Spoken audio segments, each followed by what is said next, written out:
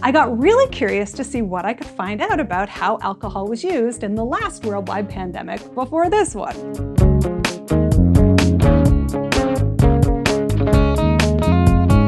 Hello, and welcome to My Tiny Bottles, the project where I'm exploring my grandmother's legacy of miniature liquor bottles, one tiny bottle at a time.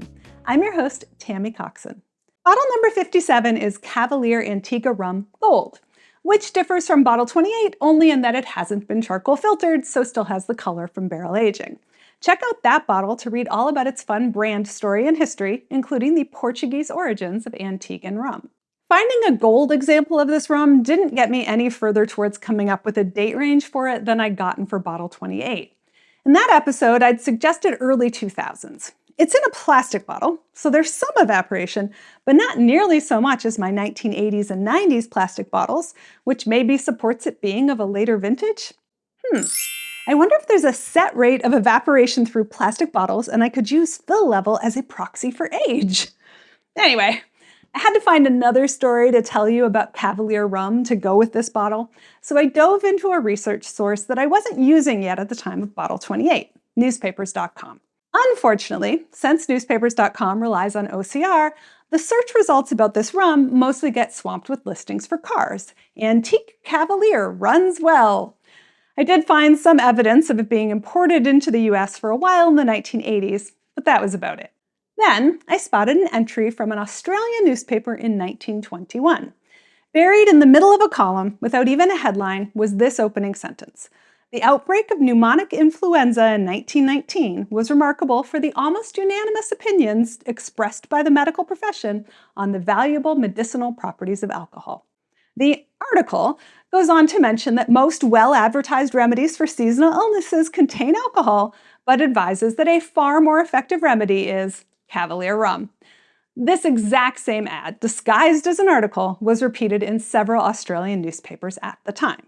Now, this is not my Cavalier rum. The Antigua rum distillery wasn't even built until 1932, and it wasn't until 1947 that they sold anything under the Cavalier name. But once I thought about that first sentence a little more and realized they were talking about the 1918 flu pandemic, sometimes called the Spanish flu, I got really curious to see what I could find out about how alcohol was used in the last worldwide pandemic before this one.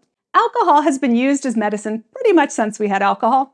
Most of the traditional words for distilled spirits are some variation on water of life. Think aquavit and eau de vie. Even the word whiskey comes from the Celtic uscabash, which means the same thing. For an amazing look at the medicinal history of alcohol, I highly recommend checking out the book Doctors and Distillers by Camper English. It's educational and entertaining. There's a lot of folk medicine and alchemy involved in theories about why alcohol was good for whatever ailed you. But there's some science too. For instance, well before germ theory, people would have noticed that if you applied the water of life to a wound, it would heal better and kill some of the pain. So if it was good applied to your outsides, why wouldn't it be good for your insides too? We know today that the health benefits of consumption are minimal to non-existent, but you can't blame them for thinking otherwise. In the US, the American Medical Association had officially come out against alcohol as medicine by 1917.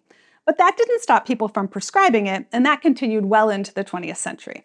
Way back in bottle number 3, Hot Shot Tropical Fruit Schnapps, I wrote all about the 1927 Medicinal Spirits Act, which regulated the production and sale of medicinal alcohol during US Prohibition.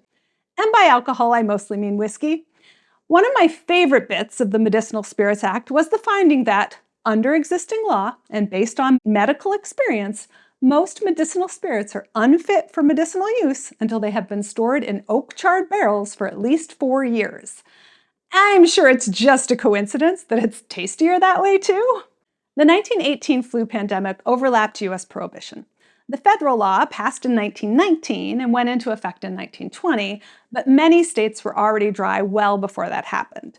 The 1918 influenza was a devastating illness, killing over 50 million people around the world, and medical staff had no effective medicines to treat it with. One article I read talked about nurses dispensing whiskey hot toddies because that was all they had.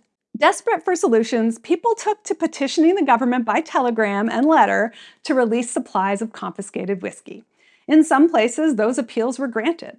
A local sheriff in Omaha, Nebraska released 500 gallons to local hospitals, and the commissioner of the IRS ordered revenue agents in North Carolina to distribute seized whiskey there. I'm not sure if any of it actually helped, but perhaps it helped to ease the suffering a little bit. So thanks, little bottle of Cavalier rum, for taking me on that fascinating and unexpected journey. If you want to know more about this bit of history, check out some great links that I've dropped in the episode description. And while you're down there, leave a comment, hit that subscribe button, tell a friend about the project, or visit mytinybottles.com or @mytinybottles on social media. Thanks and cheers!